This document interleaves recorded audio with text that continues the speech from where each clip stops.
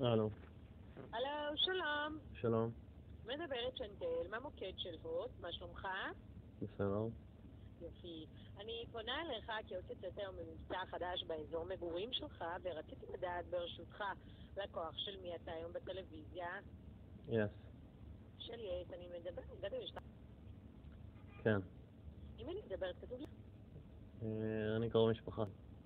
הבנתי, ומי מטפל בהכל, אתה? כן. אוקיי, אז איתך אני אדבר. רק איך שמך שאני יודע איך לפנות אליך. רוצים להציע לכם מבצע חדש שלנו על טלוויזיה, טלפון, אינטרנט. יש היום טלפון ואינטרנט בבית?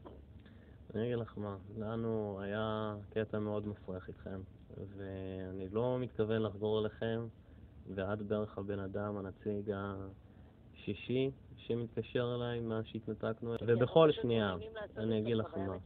אז לא, אני הסברתי, שאין מצב, גם אם יעלה לי ב-S פי 3, אין מצב שאני חוזר אליכם אחרי העוקץ שעשיתם, או התרגיל המסריח שעשיתם, והשירות התת רמה שלכם. עכשיו, אני גם ביקשתי בכל פעם ופעם שתפסיקו להתקשר.